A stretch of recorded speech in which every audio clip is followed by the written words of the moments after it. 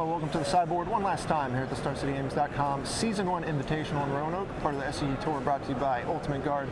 I'm Nick Miller alongside our Season 1 Invitational champion, Brian Coval. Congratulations with the handshake. Comes a little bit of hardware. You get this massive trophy, a token of your own likeness on a card, Pro Tour invite, a bunch of cash. How you feeling? Pretty great. Yep. Now you came up here with another former Invitational champion, Alex Bistecki, one of your teammates for team events, and you guys tested a bunch last night. You got a little bragging rights coming back at him here now. Yeah, and me and him, we're on equal footing now. We need our third teammate, Chris Stagno, to pick it up, win an Invitational. It's a little embarrassing. Chris, you got your work cut out for you. Now, talk about the decks you brought to the table here, because you brought two decks that are off the beaten path. Of course, we saw the D&T list pop up at the Grand Prix, the weekend before, but this Grixis Colossus deck also, people weren't expecting this list. Yep. So the Modern is a format I know and I play. I play a weekly Modern event and then 2 or 3 special weekend events a month locally in Pittsburgh. And I wanted a deck that was strong against Shadow, strong against Tron, and strong against Affinity.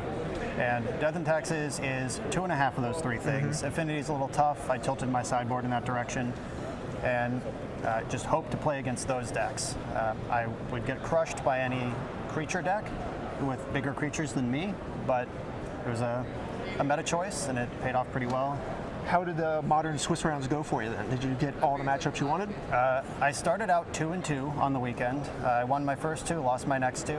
Played against trusty old Jund. That's one of those bad matchups that Death and Taxes really struggles with. I don't remember what my other Modern loss is, but it was disappointing. And yesterday I 4-0'd Modern.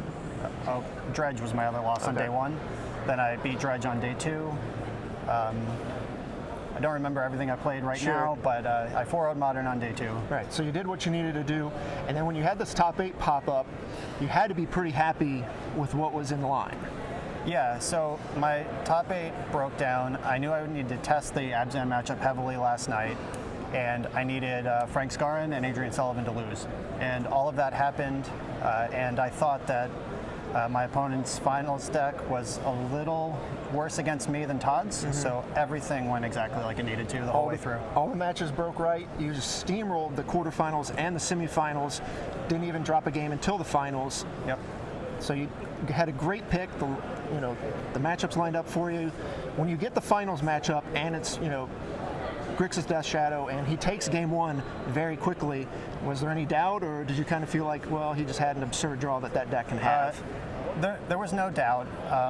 I made the attack with my Weathered Wayfarer that I knew if he has 2 removal spells fetch land, I'm dead. But if he doesn't, then he has to stop attacking. And I made the choice that I did. It cost me, but that's why we play 5. Yep. Then the next 3 games go your way. Talk about the third game there. Gets to the wire. You guys are both at 4 life, no cards in hand. And when he gets the Snapcaster at the end step, you're like, uh-oh. Yeah. Talk about your next couple of draw steps and what went through your head there as the championship came to you. I needed to draw any creature to neutralize the Snapcaster, and I did. Then he had 1 draw step, and he found Shadow. My Blade Splicer on an empty board with him at 4, that's best possible. He found Death Shadow, that's his best possible. He killed my 2 things, and the King of the World, Thraben Inspector, best card in my deck. Arrived, it's too big to get static casted. I'm happy to throw it under a Death Shadow. It drew a card into the 1 of 3/3 flyer with him at 3. Things broke exactly how you needed there. Can't write this stuff. Now you've got trip to the Pro Tour coming up, so you got to be pretty excited about that. Yeah, I am. And token. Everyone wants to know what token you're going to be in. I think you're kind of on the fence right now. I'm on the fence between 2. There's the Prowess Monk token, which is a vintage staple. That's my format of choice. It's already been done, though. My alternative is the Monarch. So I have a little bit of thought to do. I'll let the team know once this interview's over and I give it a few minutes. Now, do you want the typo or non-typo version of the Monarch? Ooh, that's a tough choice. Further decisions need to be made. Well, Brian, you had a great weekend, a great run through the top 8.